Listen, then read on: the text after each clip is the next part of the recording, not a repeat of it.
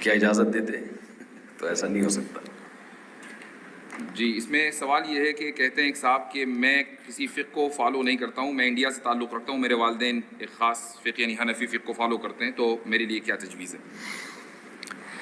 جو لوگ یہ کہتے ہیں نا ہم کسی مخصوص فقہ کو فالو نہیں کرتے، تو میری سمجھ سے بالاتر ہے کہ وہ اسلام کو فالو کیسے کرتے ہیں۔ پریکٹیکلی یہ ممکن نہیں ہے۔ کچھ چیزیں کہنے کی حد تک بہت اٹریکٹیو ہوتی ہیں، کچھ نعرے جو ہیں یہ باتیں کرنے کی حد تک بہت اٹریکٹیو ہوتے ہیں، لیکن پریکٹیکل لائف میں وہ ہوتا نہیں ہے، ایسا ہو نہیں سکتا۔ اب یہ سوال بہت زیادہ پوچھا جاتا ہے، میں جاپان میں تھا، وہاں بھی بہت زیادہ یہ سوال پوچھا گیا کہ کسی مخصوص فقہ کو فالو کرنا کیوں ضروری ہے، یا ضروری ہے یا نہیں ہے۔ اب مسئلہ میرے ساتھ یہ ہے کہ اب میرے نا بیانات کے لوگ فوراً کلپ بنا کے چلا دیتے ہیں، میں اگر شارٹ جواب دیتا ہوں تو ادھورا جواب، آدھا جواب جائے گا، تو مجھے پھر کمپلیٹ جواب ہی ہر دفعہ دینا پڑتا ہے۔ تو اس کے لیے میں تھوڑی سی آپ کو ڈیٹیل بتاتا ہوں۔ دیکھیں، اسلام میں فرقہ واریت حرام ہے، یہ تو سب کو پتہ ہے نا، کیا خیال ہے؟ اچھا کام ہے فرقہ واریت، فرقوں میں بڑھ جانا، لیکن فرقہ واریت کی ڈیفینیشن ہے کیا یہ سمجھیں۔ بعض چیزیں فرقہ واریت نہیں ہوتی، لہذا وہ بری بھی نہیں ہوتی۔ بری چیز فرقہ واریت ہے نا۔ آپ لوگ تو مجھے لگ رہا ہے روزہ رکھ کے آئے، پولیس بلانی پڑے گی تو کچھ کوئی چہرے کے ایکسپریشن سے پتہ تو چلے نا۔ فرقہ واریت بری چیز ہے یا اچھی چیز ہے؟ بری چیز ہے۔ تو جہاں فرقہ واریت ہوگی وہ برا عمل ہوگا، لیکن کچھ چیزیں فرقہ واریت ہیں نہیں۔ تو ہوتا یہ ہے کہ جب کسی کو نیا فرقہ بنانا ہوتا ہے نا، نیا فرقہ جو کہ غلط کام ہے، تو وہ کیا کرتا ہے کہ کچھ چیزیں جو فرقے نہیں ہیں ان کو وہ فرقوں کا لقب دے کے برا بھلا قرار دینا شروع کر دیتا۔ میں اس کی مثال دوں، ہر چیز مثال سے سمجھ میں آتی۔ یہاں تو دودھ کی دکانیں، دہی کی دکانیں نہیں ہوتی، ہمارے یہاں تو تو نے دودھ بولا ہے کہ دہی۔ ابھی ہمارے محلے میں واقعہ ہوا، وہ بندہ دہی مانگ رہا تھا، اس نے دودھ پکڑا دیا۔ ایسے واقعات الحمدللہ ہوتے رہتے ہیں۔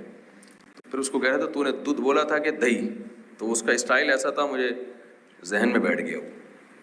تو اس نے کہا دودھ بولا تھا، تو کہہ رہے دودھ بولا تھا، آخر میں جواب میں یہ کہتا۔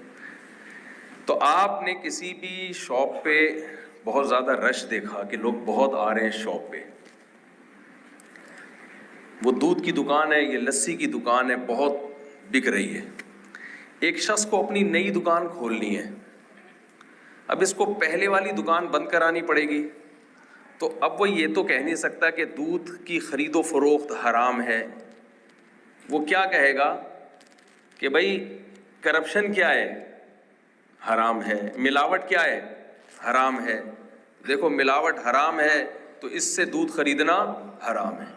بھائی اتنا کافی نہیں ہے، آپ یہ بتائیں کہ یہ ملاوٹ کر رہا ہے، یہ دو نمبری کر رہا ہے، پھر کہا جائے گا کہ اس سے دودھ خریدنا کیا ہے؟ حرام ہے۔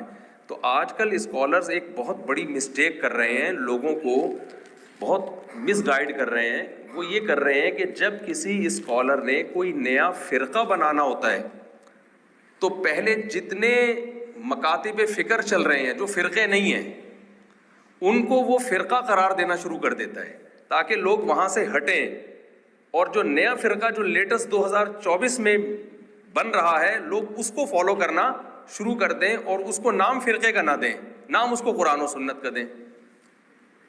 فرقہ واریت یقیناً بری چیز ہے، لیکن فرقہ کہتے کس کو ہے پہلے یہ سمجھنا ضروری ہے، تاکہ ایسا نہ ہو کہ ایک چیز فرقہ پرستی تھی نہیں، آپ نے اس کو فرقہ واریت قرار دے کے اس کو برا بھلا کہنا شروع کر دیا، اور لاشعوری طور پر آپ کسی فرقے کا حصہ بن گئے۔ یہ سمجھ میں آیا ہے؟ تو اب میں آپ سے کو بتاتا ہوں۔ دیکھیے نبی صلی اللہ علیہ وسلم کے دور میں آپ صلی اللہ علیہ وسلم سے جب بھی کسی صحابی نے کوئی مسئلہ پوچھنا ہوتا تو ڈائریکٹ کس سے پوچھتا؟ وہ نبی صلی اللہ علیہ وسلم سے۔ تو وہاں تو کوئی مسئلہ کوئی تھا ہی نہیں نا، کوئی رائے کا اختلاف۔ اس کے باوجود نبی صلی اللہ علیہ وسلم کے دور میں بھی نبی کی بات کو سمجھنے میں نبی کی موجودگی میں بھی اختلاف ہوا ہے۔ مشہور حدیث ہے، نبی صلی اللہ علیہ وسلم نے صحابہ کرام کو بنو قریظہ کی طرف بھیجا، اور فرمایا کہ جب تک وہاں پہنچ نہ جاؤ کسی نے عصر کی نماز نہیں پڑھنی. سینٹنس آپ لوگوں نے کمپلیٹ کرنا ہے جب میں اس کو نامکمل چھوڑوں. جب تک وہاں پہنچ نہ جاؤ کسی نے بھی عصر کی نماز نہیں پڑھنی. صحابہ کرام نکلے اور راستے میں عصر کی نماز قضا ہونے لگی. اب جب قضا ہونے لگی تو رائے میں اختلاف ہوا. حالانکہ نبی صلی اللہ علیہ وسلم اس وقت موجود ہیں لیکن رابطہ نہیں ہو سکتا, کال پہ رابطہ نہیں ہو سکتا, کوئی فیکس مشینیں ایجاد نہیں ہوئی تھی اس وقت. بھئی جب رابطہ ہوگا اس وقت تو عصر کا ٹائم جا چکا ہوگا. ابھی فوراً فیصلہ کرنا ہے کہ ہم نے پڑھنی ہے یا نہیں پڑھنی. تو بعض اصحاب رسول نے, یہ صحیح بخاری صحیح مسلم کی حدیث ہے جو میں آپ کے سامنے پیش کر رہا ہوں, بعض اصحاب رسول نے کہا کہ بھائی ہمیں پڑھنی ہے کیونکہ نبی کا آرڈر ہے کہ نہ پڑھو, مقام پہ پہنچ کے پڑھو. لیکن وہ آرڈر اس صورت میں تھا, اس سچویشن میں تھا کہ ہم پہنچ سکیں. اگر نبی صلی اللہ علیہ وسلم کو پہلے سے علم ہوتا کہ ہم پہنچ ہی نہیں پائیں گے, آپ لوگ کو میری آواز صحیح آ رہی ہے؟ اگر نبی کو پہلے سے یہ علم ہوتا کہ ہم پہنچ ہی نہیں پائیں گے تو پھر تھوڑی آپ نماز قضا کرنے کا حکم دیتے. قرآن میں ہے حافظوا علی الصلوات والصلاۃ الوسطی, نمازوں کی حفاظت کرو خصوصاً درمیانی نماز کی. دیسی انگلش جب انسان سیکھتا ہے نا تو پتہ ہے کیا کہتا ہے؟ بٹوین والی نماز. یہ دیسی انگلش. کون سی نماز؟ بٹوین والی نماز. ٹھیک ہے, تو درمیانی. تو قرآن نے تاکید کی عصر کی نماز کی.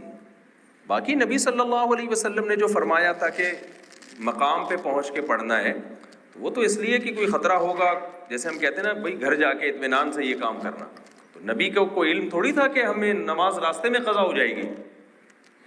لیکن کچھ صحابہ کی رائے یہ تھی کہ نہیں بھائی, ہمیں جب پیغمبر صلی اللہ علیہ وسلم نے آرڈر دے دیا کہ آپ نے مقام پہ پہنچ کے, اپنی منزل پہ پہنچ کے عصر کی نماز پڑھنی ہے تو وہیں پہنچ ہی کے پڑھنی ہے, درمیان میں ہمیں پڑھنے کی اجازت نہیں تھی.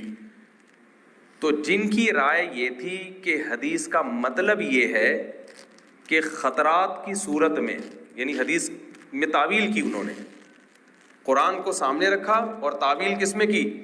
حدیث میں, کہ بھئی یہ حدیث علل اطلاق نہیں ہے. تھوڑی گاڑی اردو ہے میری, اب علل اطلاق پتہ نہیں آپ لوگ کے سمجھ میں آئے. یعنی اس میں کچھ شرطیں لگی ہوئی ہیں کہ بشرطے کہ عصر تک گھر پہنچ بھی سکو. پہنچ ہی نہیں سکے تو پھر تھوڑی ہے. تو ان صحابہ نے پڑھ لی. دوسرے اصحاب رسول نے کہا نہیں بھائی, جس قرآن نے ہمیں عصر کی نماز پڑھنے کا حکم دیا اسی قرآن نے ہمیں نبی کی اطاعت کا بھی حکم دیا ہے. یہی رائے تھی نا ان کی, انہوں نے نہیں پڑھی. تو کیا خیال ہے, دو فرقے بن گئے؟ بولو نا یار بھائی. کہ ایک فرقہ کہتا تھا کہ عصر پڑھنی چاہیے, ایک فرقہ کہتا ہے عصر نہیں پڑھنی چاہیے. دو فرقے بن گئے, اور 73 فرقوں میں ایک جنتی. تو ان دونوں میں ایک جنتی ایک جہنمی, یہ کہہ سکتے ہو آپ؟ اور اختلاف چھوٹا نہیں ہے, یہ بہت بڑا اختلاف ہے, کیونکہ اسلام میں نماز سے بڑھ کر کوئی عبادت نہیں ہے.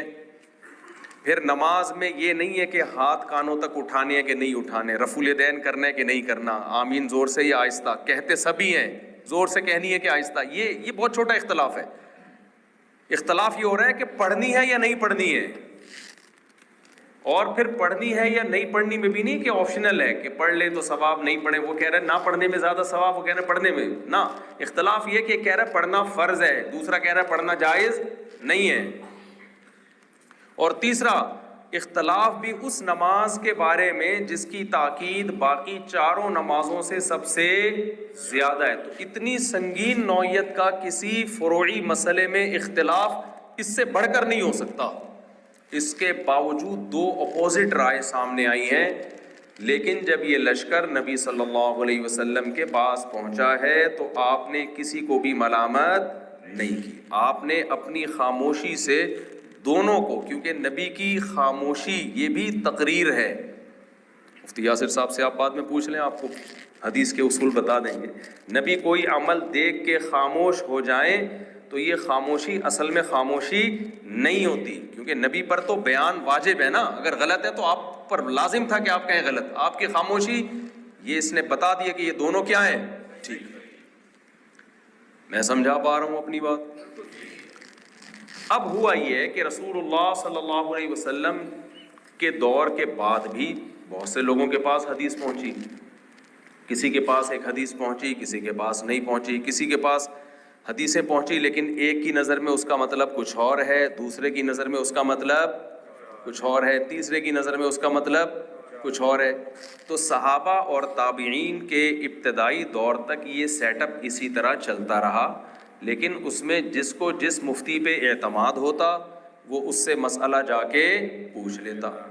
اہل کوفہ عبداللہ بن مسعود سے مسئلے پوچھا کرتے تھے، اہل مکہ عبداللہ ابن عباس رضی اللہ عنہ سے پوچھا کرتے تھے۔ تو اس طرح سے سیٹ اپ چلتے چلتے پھر ہوا یہ کہ آپ کو معلوم ہے کہ جب کام پھیلتا ہے نا تو اس کو آرگنائز کرنا پڑتا ہے، اس کو ایسے بے لگام چھوڑا نہیں جاتا۔ تین چیزیں ہیں نا، قرآن ہے، حدیث ہے، اور قرآن اور حدیث سے جو اسلامی احکام نکالے گئے ہیں جس کو فقہ کہا جاتا ہے، ان تین چیزوں کا مجموعہ اسلام ہے۔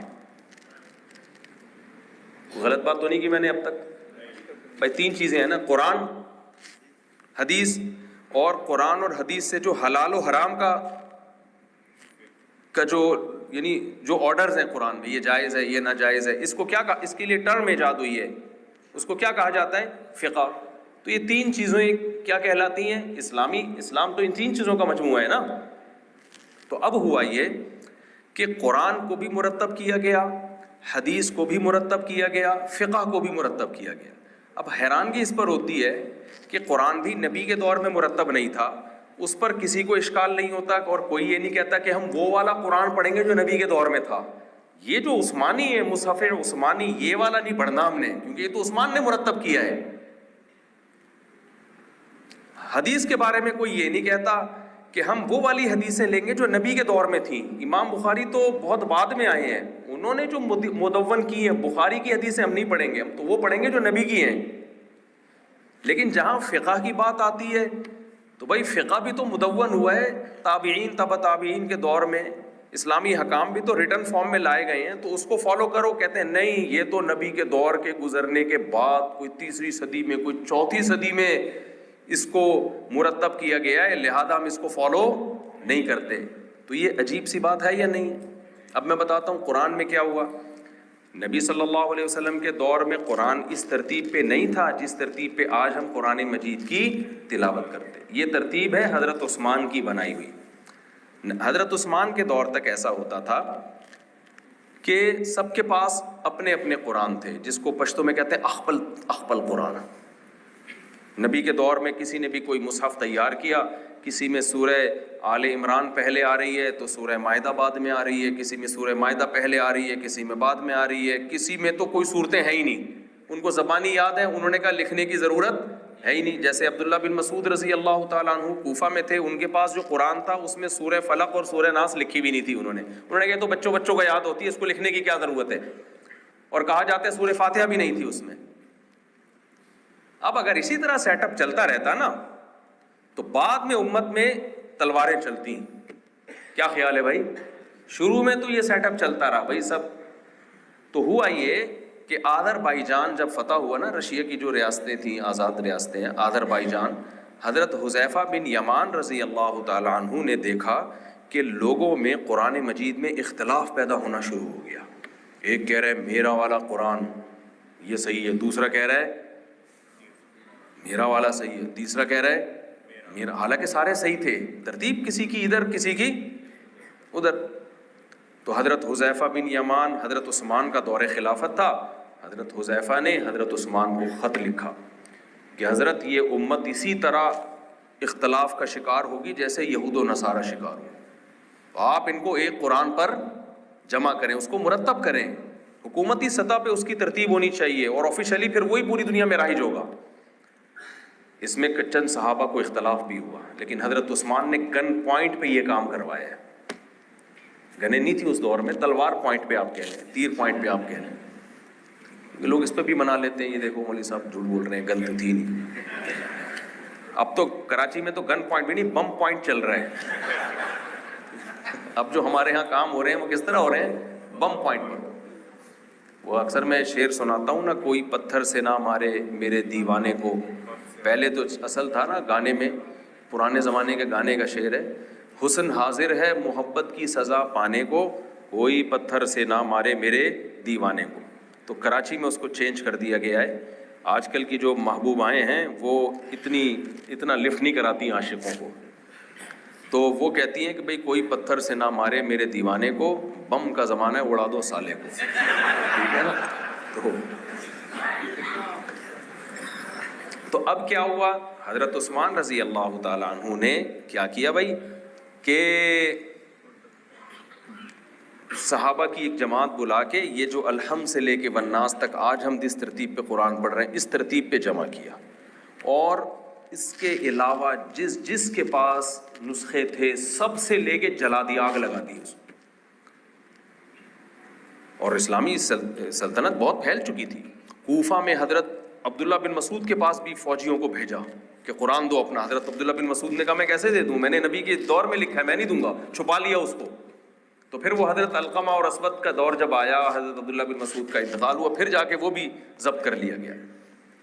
تو یہ جو پوری دنیا میں قرآن کے نسخوں کو آگ لگا کے جلایا اور ایک آفیشلی حکومت کی نگرانی میں نسخہ تیار کیا گیا, اور چونکہ یہ تیار حضرت عثمان نے کیا تو اس کا نام بھی کیا پڑ گیا, مصحف عثمانی. یہ میں بہت اہم ٹاپک بیان کر رہا ہوں آپ کو ہمیشہ کے لیے فرقہ واریت کے عذاب سے نکالنے کے لیے, یہ تاکہ آپ فرقہ واریت کا مطلب سمجھیں. ورنہ یہ جو نئے نئے اسکالر آ رہے ہیں نا, یہ پتہ ہے کیا کر رہے ہیں, منجن پتہ ہے آپ لوگ کو. اب کل میں بیان میں کرتا سچی مچی جھوٹی موٹی, تو کسی نے کہا بھائی بیان سچی مچی لوگ نہیں سمجھتے کیا سچی مچی کیا ہوتا ہے. تو کیوں نہیں سمجھتے بھائی, اتنا تو سمجھنا چاہیے.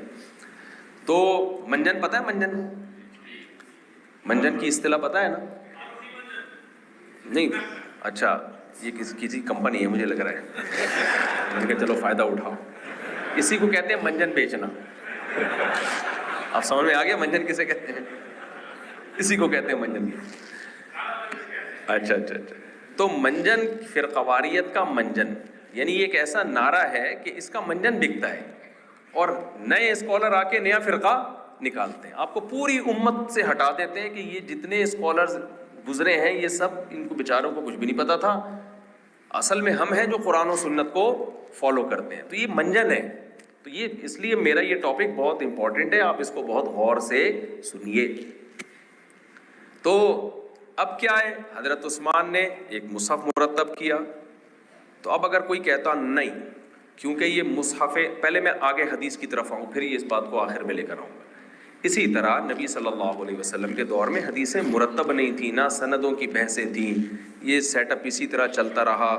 حضرت عمر بن عبدالعزیز کا دور آیا, انہوں نے خط لکھا. ابن شہاب زہری بہت بڑے محدث ہیں, ان کو خط لکھا, انظر ما کان من حدیث رسول اللہ صلی اللہ علیہ وسلم فاکتبہ فانی اخاف ضیاع العلم والعلماء او کما قال, کہ جتنی نبی کی حدیثیں ان کو ریٹن فارم میں لے کر آئیں, کیونکہ مجھے خطرہ ہے کہ یہ علم ضائع ہو جائے گا. اب تک تو خیر غالب ہے, جھوٹ کم ہے, لیکن کیا پتہ چلے گا کہ یہ حدیث ثابت بھی ہے یا نہیں ہے. تو سندوں کے ساتھ ان حدیثوں کو کس طرح لائیں, ریٹن فارم میں. یہ بھی آفیشلی کام شروع ہوا, اور اس پہ شروع میں کچھ لوگوں کو اشکال ہوا کہ بھئی یہ نبی کے دور میں تو اتنے اہتمام سے نہیں ہوا یہ کام. بھئی ضرورت نہیں تھی نبی کے دور میں نا, اس کی سادگی کا دور تھا, اتنا اسلام دنیا میں پھیلا نہیں تھا. پھر اس کو ریٹن فارم میں لایا گیا, اسماء الرجال کی بحثیں مرتب کی گئیں, اور ایک علم ہے جو باقاعدہ کئی سال اس پہ تخصصات ہوتے ہیں, پی ایچ ڈی ہوتا ہے اس علم میں. تو پھر حدیثیں ہمارے پاس ریٹن فارم میں آ گئی. اب جب حدیثیں ریٹن فارم میں آ گئی تو امام بخاری نے جو حدیثوں کا مجموعہ تیار کیا اس کو صحیح بخاری کہا جاتا ہے, اور ان حدیثوں کو کیا کہا جاتا ہے, بخاری کی حدیث. صحیح ہے نا. تو کوئی یہ کہہ سکتا ہے کہ میں نبی کی حدیثوں کو لوں گا, بخاری کی حدیثوں کو نہیں لوں گا, تو یہ حماقت اور بیوقوفی ہے یا نہیں ہے؟ کوئی کہے میں محمدی مصحف کو لوں گا, مصحف عثمانی کو نہیں لوں گا, تو یہ حماقت اور بیوقوفی ہے یا نہیں ہے؟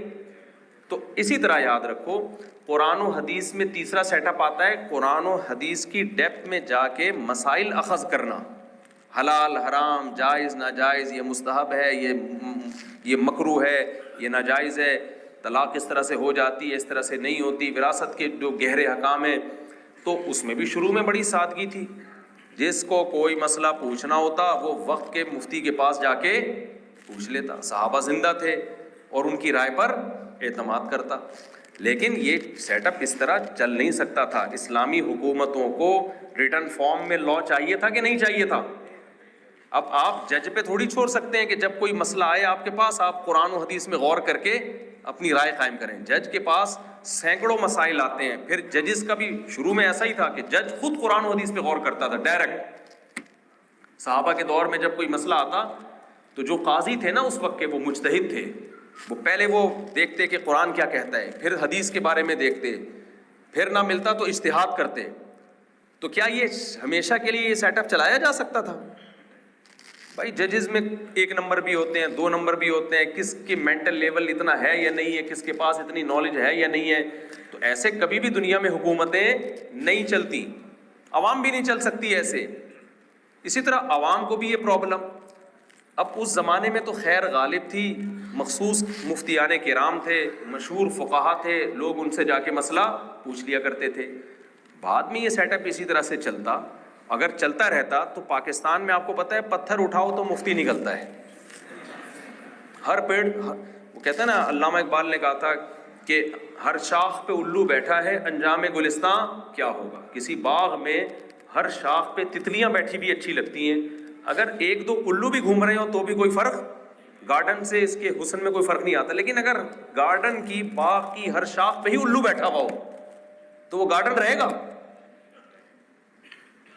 کسی بھی چیز کو اگر آپ آرگنائز نہیں کرتے, ایک دھارے میں نہیں لے کر آتے, تو بھائی وہ چھوٹا سیٹ اپ جب چل رہا ہو پھر تو صحیح ہے. لیکن جب خلافتیں چل رہی ہوں, بنو امیہ کی خلافت, بنو عباس, فرانس تک ہم پہنچ چکے تھے, ہماری فوجیں اتنے بڑے پیمانے پر ہم نے حکومت کی ہے دنیا میں, تو کیا ریٹرن فارم کے بغیر یہ چل سکتا تھا سیٹ اپ؟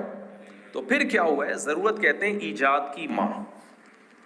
تو پھر کیا ہوا کہ فقہائے کرام نے یہ کام کرنا شروع کیا کہ بھائی ایک فقہ کو مرتب کرو. اس میں سب سے پہلے یہ کام کیا امام ابو حنیفہ رحمہ اللہ تعالیٰ نے. ان کی مجلس میں ایک ایک مسئلے پر کئی دنوں تک بحث ہوتی تھی, اور امام محمد جو امام ابو حنیفہ کے شاگرد ہیں اس کو لکھ لیا کرتے تھے. انہوں نے پھر 6 کتابیں تیار کی ہیں, وہ آج تک الحمدللہ موجود ہیں. یہ کام ہو رہا ہے 1 صدی ہجری میں. امام حنیفہ کا شمار تابعین میں ہوتا ہے, اختلاف ہے تابعین میں تھے یا تبع تابعین, اول درجے کے تبع تابعین تو بہرحال تھے ہی. تو امام ابو حنیفہ اور ان کے شاگردوں نے مل کر کتابیں تیار کی, 6 کتابیں. دنیا میں سب سے زیادہ وہ مقبول ہوئی ہیں. امام مالک رحمہ اللہ تعالیٰ نے فقہ مرتب کیا مدینہ میں, وہ بھی امام ابو حنیفہ کے دور کے ہیں. انہوں نے جو فقہ مدون کیا, ان کے شاگردوں نے اس پہ کام کیا. اس فقہ کو کیا کہا جانے لگا؟ فقہ مالکی. سمجھنے کے نہیں سمجھ رہے؟ وہ زیادہ تر پھیلا افریقہ کی طرف. آج بھی آپ جائیں افریقہ میں زیادہ تر لوگ کیا ہیں؟ مالکی فقہ کو. تو امام مالک بھی تبع تابعین میں سے ہیں. امام شافعی جو امام ابو حنیفہ کے شاگرد ہیں, انہوں نے بھی اس پہ کام کیا. ان کا فقہ جو مرتب ہوا اس کا نام کیا تھا؟ الفقہ الشافعی.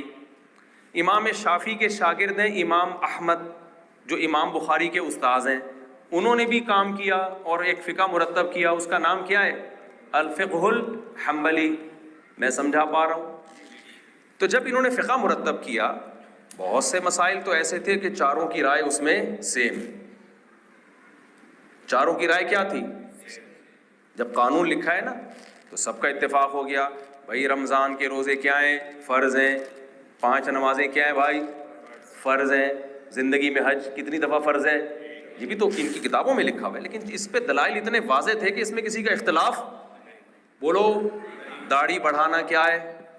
واجب ہے, کیونکہ بخاری مسلم کی واضح حدیثیں. اچھا بخاری بعد میں مرتب ہوئی ہے, فقہ پہلے مرتب ہوا ہے, کیونکہ حدیثیں تو پہلے موجود تھیں. سمجھ رہے کہ نہیں سمجھ رہے؟ تو پردے کے احکام ہیں, اور آپ جو بھی پورا اسلامی لاء ہے, حدود اور قصاص کے حکام, وراثت کے حکام, جو پورا ایک اسلامی لاء. لیکن کچھ مسائل ایسے تھے, جیسے صحابہ کا اختلاف ہوا نا نبی کی بات کے مطلب میں, کہ بھئی اثر کا مطلب کیا ہے, وہاں پڑھنی ہے کہ یہاں پڑھنی ہے. تو ایسے ہی یہ لوگ بھی تو انسان تھے نا, ایک ان کا دماغ ہے نا, جب انسان سوچتا ہے تو رائے میں اختلاف ہوتا ہے کہ نہیں ہوتا؟ تو ان کا بھی رائے میں اختلاف ہوا. ایک مثال میں دے دیتا ہوں کہ کیسے اختلاف ہوتا ہے. اب دیکھو امام احمد ابن حنبل کی رائے ہے کہ بھئی اگر کسی مرد نے نا اپنی زوجہ کو ڈیورس دے دی اور 3 طلاقیں دے دی, تو عورت جو ہے شوہر کے گھر میں عدت نہیں گزارے گی اب, اور نہ عدت کا نان نفقہ کس کے ذمے ہے؟ شوہر کے ذمے. ان کے پاس بخاری کی حدیث ہے کہ ایسے ہی 3 طلاقوں والی ایک عورت کے بارے میں نبی نے یہی فیصلہ کیا تھا کہ یہ شوہر کے گھر میں عدت نہیں گزارے گی. لیکن امام حنیفہ کہتے ہیں کہ بھئی قرآن مجید نے یہ کہا ہے کہ وہ کیا ہے, لا تخرجوہن من بیوتہن ولا یخرجن وللمطلقات متاع بالمعروف, کہ طلاق یافتہ عورت کے بارے میں تو قرآن کہہ رہا ہے کہ شوہر کے گھر میں عدت گزارے گی, اور عدت کے دوران نان نفقہ بھی کس کے ذمہ ہوگا؟ شوہر کے ذمہ ہوگا. تو اس میں تو قرآن نے یہ نہیں کہا کہ 1 طلاق ہو, 2 طلاق ہو, یا کتنی ہو, 3 طلاقیں ہوں. تو اس لیے انہوں نے اس کو اصل بنایا. اور وہ جو حدیث آتی ہے کہ جس میں 3 طلاق والی عورت کے لیے آپ نے فرمایا کہ شوہر کے گھر میں عدت نہیں گزارے گی, اس کو خاص کر دیا ان صحابیہ کے ساتھ. بھئی یہ اسپیسیفک ایک مخصوص واقعہ, یہ لا نہیں ہے, یہ قانون نہیں ہے. یہ خاتون کے ساتھ ایسا ہوا تھا جن کے بارے میں کہا جاتا ہے کہ ان کی زبان بہت تیز تھی, تو خطرہ تھا کہ شوہر کے گھر میں عدت گزاری تو دوبارہ جھگڑا ہوگا. سمجھ رہے ہیں کہ نہیں سمجھ رہے؟ تو دوبارہ جھگڑا ہو سکتا ہے. تو یہ لا نہیں ہے. لا وہ ہے جو کون بیان کر رہا ہے؟ قرآن. لیکن دلائل بہرحال دونوں طرف ہیں. حضرت عمر کے سامنے جب یہ حدیث آئی, حضرت عمر نے جب لا بنایا نا, تو انہوں نے یہ بنایا کہ ہر طلاق یافتہ کو نان نفقہ بھی ملے گا اور عدت شوہر کے گھر گزارے گی. تو کسی نے یہ حدیث پیش کر دی کہ نبی نے تو فلاں صحابیہ کے بارے میں یہ فیصلہ کیا ہے. تو حضرت عمر نے فرمایا, لا ندع کتاب اللہ و سنت نبینا بقول امرأۃ لا ندری احفظت ام نسیت. ہم قرآن کے حکم اور نبی کا ایک عام جو فیصلہ ہے اس کو ایک عورت کی بات پر ہم ترک نہیں کر سکتے, کیونکہ یہ عورت جو حدیث بیان کر رہی ہیں عین ممکن ہے بیان کرنے میں ان سے غلطی ہو رہی ہو. غلطی کا مطلب یہ ان کے ساتھ خاص ہو اور انہوں نے ایک جنرلی ایک عام اصول بیان کر دیا ہو. تو یہ فقہا کے اصول ہوتے ہیں, سمجھتے ہیں؟ تو امام ابو حنیفہ کا اصول ہمیشہ سے یہ رہا ہے کہ قرآن اور حدیث میں ٹکراؤ ہوگا تو وہ قرآن کو سپیریئر کرتے ہیں اور حدیث میں تعویل کر دیتے ہیں. تعویل نہ ہو تو پھر حدیث کو چھوڑ ہی دیتے ہیں. لیکن امام شافعی کا اصول, امام احمد کا اصول یہ ہے کہ بھئی جتنی ویلیو قرآن کو دینی چاہیے وہ اتنی ہی ویلیو خبر واحد کو دے رہے ہیں. اب یہ اصول قیامت تک حل نہیں ہو سکتا, دلائل سب کے پاس ہیں. تو نتیجہ کیا ہوا کہ بہت سارے مسائل میں اتفاق ہو گیا, کچھ مسائل میں اختلاف. پھر کچھ میں ایسا ہوا کہ 3 ایک طرف, ایک طرف, کچھ میں ایسا ہوا 2 ایک طرف, 2 ایک طرف. اب جب علماء کہتے ہیں کہ جب یہ چاروں فقہ مرتب ہو گئے, اور بھی ہوئے تھے لیکن وہ چلے نہیں, ان کو امت نے فالو نہیں کیا, ان میں جان نہیں ہوگی یا کوئی اللہ کی طرف سے مقبولیت نہیں ہوگی. یہ چاروں جو ہے صدیوں تک پھر دنیا میں اسلامی قانون کا حصہ رہے. آدھی سے زیادہ دنیا پر فقہ حنفی کی حکومت رہی ہے. اسلامک لا کس فقہ کے تحت چلتا تھا؟ بولیں, یعنی بنو عباس کی جو خلافت تھی وہ بھی فقہ حنفی رائج تھا اس میں زیادہ, اور ترک تو خلافت عثمانیہ ٹوٹلی تھی کیا, وہ احناف نے حکومت کی. بہت سارے علاقوں میں, ملیشیا میں جب جو فقہ رائج رہا ہے ہمیشہ سے صدیوں سے, وہ کون سا فقہ رائج رہا؟ الفقہ الشافعی. انڈونیشیا ملیشیا میں آپ جائیں گے آپ کو سارے 99.9% کون ملے گا؟ فقہ شافعی ملیں گے. برحق فقہ ہے کیونکہ اس کی اصل بھی قرآن اور سنت ہے. آپ جائیں گے سعودی عرب میں تو وہاں کون سا فقہ رائج ہے؟ الفقہ الحنبلی. تو فقہ حنبلی دنیا میں 2% ہے, یعنی 2%, صرف 2% مسلمان فالو کرتے ہیں. لیکن اس کو شرف یہ ہے کہ وہ مکہ مدینہ میں فالو کیا جاتا ہے. میجورٹی فقہ شافعی ہمیشہ فقہ حنفی کو فالو کرتی رہی ہے, پھر 30% فقہ شافعی کو, 17% فقہ مالکیہ کو, اور 2% فقہ حنبلی. تو اب جب علماء نے کہا کہ جب یہ فقہ مرتب ہو گئے اور صدیوں سے یہ چلے آ رہے ہیں, تو اب عوام کا کام یہ ہے کہ مسائل میں نئی تحقیق ان مسائل میں تو کرے جو مسائل نئے ہوں. اب اسلامک بینکنگ تو نیا مسئلہ تھا نا, اس میں تو نہیں ہم دیکھ سکتے فقہ شافعی کیا کہتا ہے, فقہ حنبلی. بھائی یہ تو کیا ایک بالکل نئی چیز ہے. تو جو جدید مسائل ہیں ان میں تو آج کل کے جو صحیح اسکالرز ہیں وہ اجتہاد کریں گے, لیکن جو سینکڑوں لاکھوں کروڑوں مسائل ہیں, رفع الیدین کوئی نیا مسئلہ نہیں ہے, یہ صدیوں پرانا ہے. زور سے آمین, آہستہ آمین, ہاتھ سینے پہ, ہاتھ یہاں باندھنے ہیں کہ یہاں باندھنے, یہ سارے مسائل پرانے ہیں.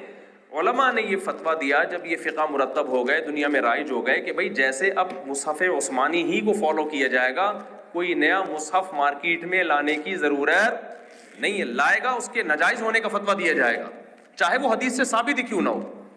حدیث سے تو ثابت ہے نبی صلی اللہ علیہ وسلم نے سورہ بقرہ کے بعد سورہ مائدہ کی تلاوت کی، اس کے بعد سورہ آل عمران کی تلاوت کی ہے، ترتیب ایسے کی ہے، لیکن قرآن اس طرح نہیں لکھا گیا۔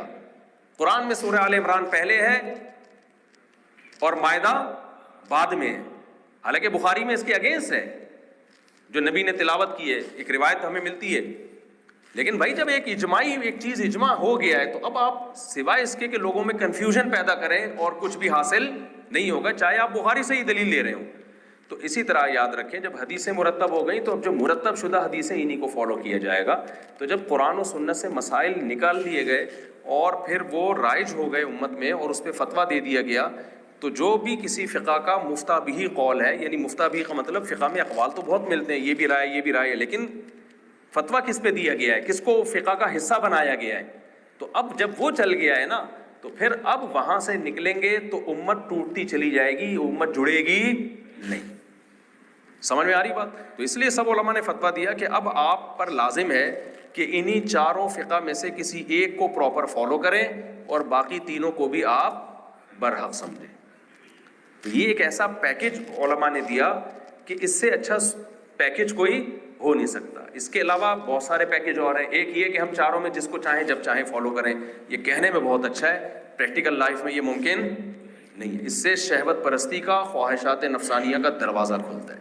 میں ایک مثال دیتا ہوں، آپ کا کیا ہوا کہ آپ نے وضو کیا، آپ کی باڈی سے بلڈ نکلا، امام شافعی کہتے ہیں خون نکلنے سے وضو نہیں ٹوٹتا۔ آپ نے کہا چونکہ خون نکلا ہے تو میں اس مسئلے میں امام شافعی کی رائے کو فالو کرتا ہوں، وہ بھی تو قرآن و حدیث سے ہی۔ اس کے بعد کیا ہوا، آپ کی بچی آئی، آپ نے اس کے پیشانی پہ پیار کیا۔ اب امام شافعی کہتے ہیں بھائی کسی بھی عورت کو، لڑکی چاہے اپنی بیٹی کیوں نہ ہو، اس کو ہاتھ لگانے سے وضو ٹوٹ جاتا ہے۔ وہ جو قرآن کی آیت ہے نا الا مستم النساء، کہ تم نے عورت کو چھوا ہو تو تم پر غسل یا وضو فرض ہے۔ امام حنیفہ تو کہتے ہیں یہاں چھونے سے مراد ہے ہم بستری کرنا، لیکن امام شافعی کہتے ہیں نہیں، چھونے سے کیا مراد ہے، چھونا مراد ہے، ٹچ کیا۔ تو اب اگلا کہہ رہا ہے بھئی آپ نے اب چونکہ بچی کو پیار کیا تو اب آپ وضو کریں، آپ کہہ رہے ہیں اس مسئلے میں کس کو فالو کر رہا ہوں، ابو حنیفہ کو۔ تو یہ دین ایک تماشا بن جائے گا، مذاق بن جائے گا۔ تو اس لیے چاروں برحق ہیں، فالو کس کو کیا جائے گا، ایک کو۔ اب یہ کوئی کہے کہ میں حنفی فقہ کو فالو نہیں کروں گا، میں محمدی کو فالو کروں گا، یہ بالکل ایسے ہی ہے جیسے کہ میں مصحف عثمانی کو فالو نہیں کروں گا، میں کس کو فالو کروں گا، مصحف محمدی کو۔ تو بھائی حضرت عثمان نے جو مصحف مرتب کیا وہ نبی ہی کا مصحف ہے، مرتب چونکہ حضرت عثمان نے کیا تو نسبت کس کی طرف کر دی گئی ہے، حضرت عثمان کی۔ تو الفقہ الحنفی یہ وہی فقہ ہے جو نبی کے دور میں تھا، قرآن و سنت سے ہی نکالا گیا، صحابہ سے نکالا گیا، لیکن چونکہ مرتب امام ابو حنیفہ یا ان کے شاگردوں نے کیا تو اس کو نام کیا دے دیا گیا ہے، فقہ حنفی کا نام دے دیا گیا۔ تو نام دینے سے یہ نہیں ہوتا کہ کوئی نئی چیز آئی ہے۔ لوگ کہتے ہیں نبی کے دور میں کیا ہوتا تھا، بھائی نبی کے دور میں تو مصحف عثمانی بھی نہیں تھا۔ تو جب ایک چیز ہو گئی ہے، امت اس پہ جمع ہو گئی ہے، اب آپ ایک فقہ کو پراپر وے میں فالو کریں تاکہ آپ کی صلاحیتیں آگے جائیں۔ اب مسلمان اگر یہ کام کرتے، فقہ کو مرتب کرنے کے بعد پھر مرتب کر رہے ہوتے، پھر رفع الیدین کی بحثیں ہوتی، تو قسطنطینیہ فتح ہوتا؟ بولو نا بھائی۔ مسلمان میں البیرونی جیسے سائنٹسٹ پیدا ہوتے، اور اتنے بڑے بڑے جو آج گوروں نے اعتراف کیا کہ 400 سال تک ہمیں روئے زمین پر ایسا ٹائم گزرا ہے کہ مسلم سائنٹسٹ کے علاوہ کوئی کسی کا نام ہی نہیں۔ آج دنیا میں سائنٹسٹ ہیں، جاپان میں بھی ہیں، فرانس میں بھی ہیں، مسلمانوں میں بھی ہیں، ہندوؤں میں بھی ہیں، سکھوں میں بھی ہیں، لیکن زمین پہ 400 سال ایسے آئے ہیں کہ مسلم ہر فیلڈ میں نام کس کا آئے گا، مسلمان۔ تو اگر وہ یہ مرتب کر کے فتویٰ نہ دیتے کہ بھائی ایک کو فالو کرو باقی تینوں کو کیا سمجھو برحق اور آگے بڑھو، کوئی اور کام کرو، یہ ہو چکا ہے۔ جیسے مصحف عثمانی مرتب نہ ہوتا تو اب تک ترتیب میں لگے ہوتے ہیں نا، وہ کہتا ہے میرا والا ٹھیک ہے، وہ کہتا ہے میرا والا ٹھیک ہے، تو کچھ کر لیتے، ہم کچھ بھی نہیں کر پاتے۔ بھائی ایک کام آفیشلی ہو گیا، بس اب اس پہ امت جمع ہو گئی، حدیث مرتب ہو گئی، اس پہ امت کیا ہو گئی ہے، جب آپ نئی چیز مارکیٹ میں نہیں آئے گی۔ اسی طرح فقہ بھی مرتب ہوا ہے، جب ہو گیا، اور ایک دن کی بات نہیں ہے، صدیوں ہندوستان پہ مسلمانوں نے 1000 سال حکومت کی ہے اور فقہ حنفی رائج رہا ہے اس میں۔ تو جب ایک چیز ہو گئی ہے تو بھائی اب اس بحث میں مت پڑو، اب آپ کسی ایک کو پراپر وے میں فالو کرو۔ میں لوگوں سے کہتا ہوں آپ کو فقہ حنفی اچھا نہیں لگتا، کوئی بات نہیں یار، آپ فقہ شافعی کو فالو کر لو۔ یہ نہیں ہوتا کہ ایک مسئلہ ادھر سے ایک مسئلہ ادھر سے. طلاق میں کیا ہو رہا ہے؟ چاروں امام متفق ہیں کہ اکٹھی 3 طلاقیں 3 ہوتی ہیں. اگر آپ نے ان چاروں کو چھوڑ دیا, آپ نے کہا نہیں میں ڈائریکٹ قرآن حدیث سے سمجھوں گا, تو پھر پتہ ہے کیا تماشا ہوگا جو ہو رہا ہے. ڈائریکٹ قرآن حدیث سے جو کہتے ہیں نا ہم ڈائریکٹ سمجھیں گے, انہوں نے بھی تو ڈائریکٹ ہی سمجھا ہے, امام حنیفہ اور امام شافعی نے. تو ان کی سمجھ زیادہ بہتر ہے یا آج کل کے اسکالر کی سمجھ زیادہ بہتر ہے؟ کیا خیال ہے بھائی؟ یہ لوگ بھی تو ڈائریکٹ ہی سمجھ کے بتا رہے ہیں, تو یہ کوئی انڈائریکٹ تھوڑی سمجھ رہے ہیں, ڈائریکٹ ہی سمجھ رہے ہیں یہ لوگ. ان کی سمجھ آج کل کے اسکالر کی سمجھ سے, لوگ مجھے کہتے ہیں نا کہ ہم تو بھائی فلاں اسکالر سے پوچھتے ہیں وہ ڈائریکٹ قرآن حدیث سے.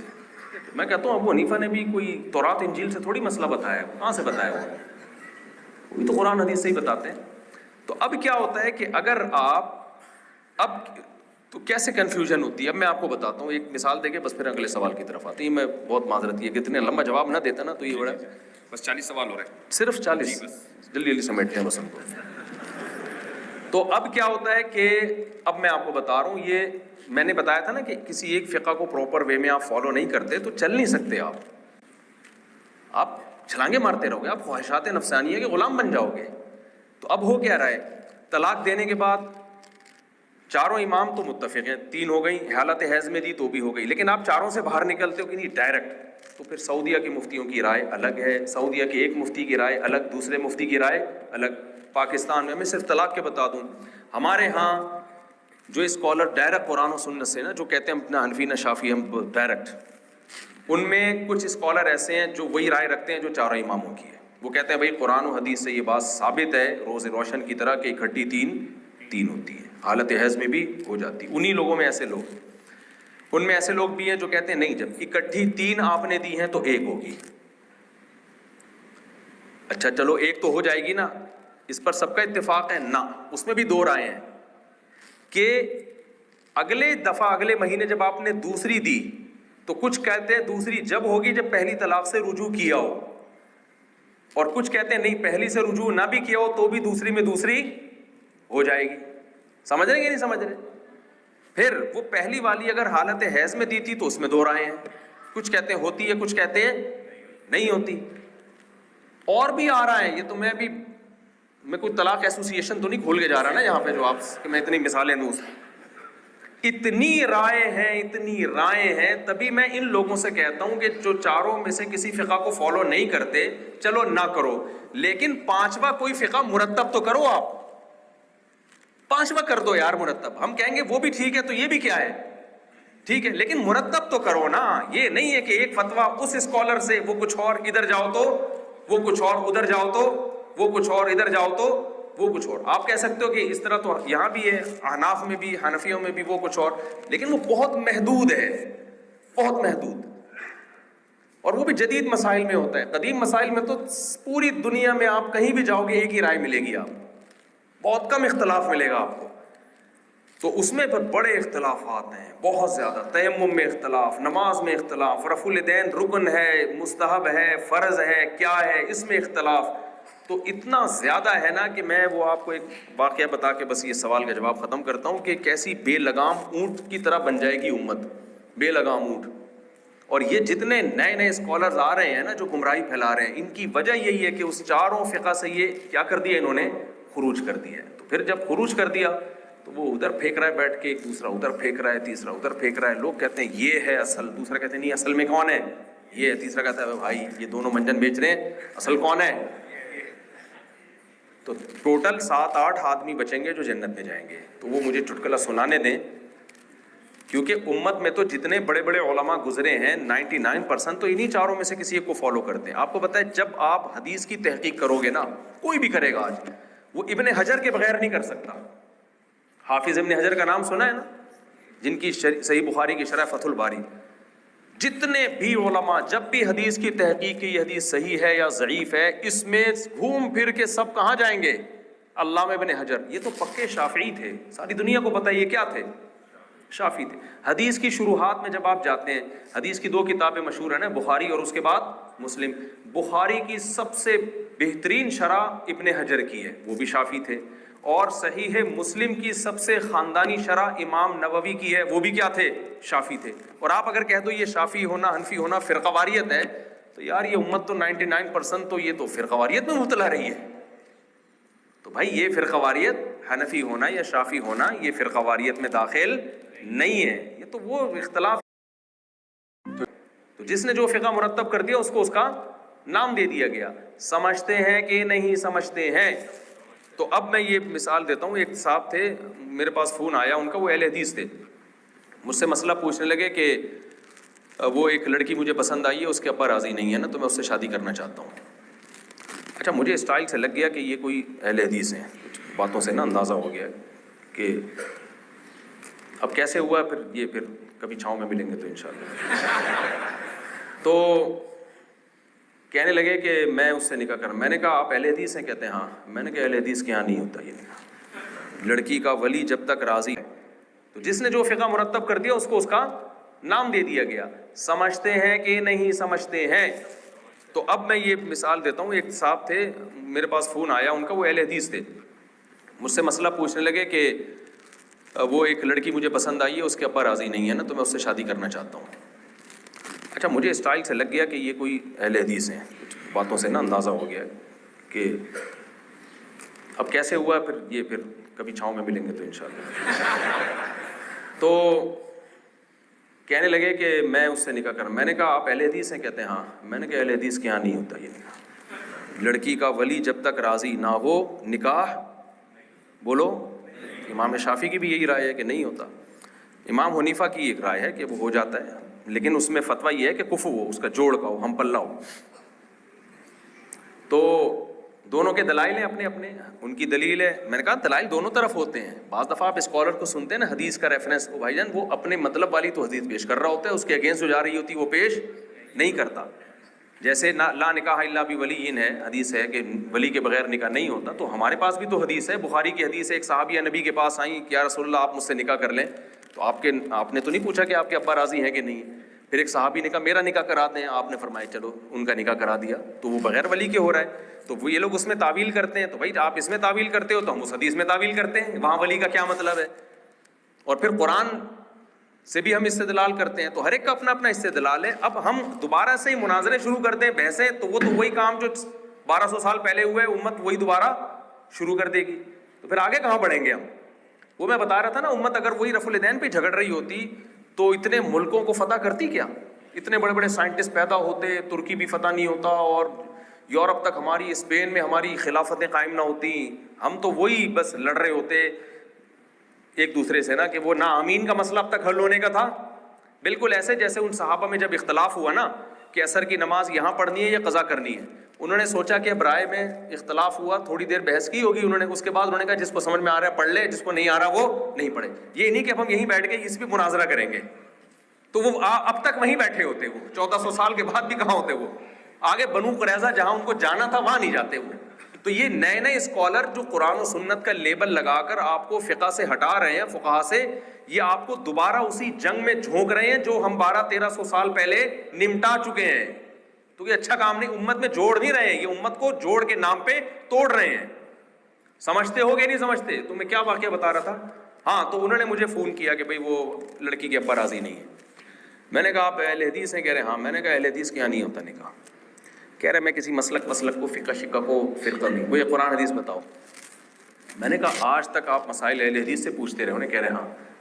تو میں نے کہا آپ اس لیے پوچھتے تھے کہ آپ کا خیال یہ تھا کہ وہ مسائل قرآن و سنت کی روشنی میں بتاتے ہیں اور ہم لوگ مقلد ہیں, ابو حنیفہ کے اندھے اور جاہل ہیں, اور قرآن و حدیث پر ابو حنیفہ کے اقوال کو ترجیح دیتے ہیں, اور گالی مسجد میں اور بھی کچھ گالیاں جو میں مسجد میں دے نہیں سکتا جو ہم کو پڑتی ہیں, یہ اندھے ہیں اور ان کی آنکھوں پہ تقلید کی پٹی اور پتہ نہیں کیا کیا. میں نے کہا اب تک تو آپ یہ کہتے رہے, تو اب آپ قرآن حدیث کی روشنی میں مجھ سے کیوں پوچھ رہے ہو.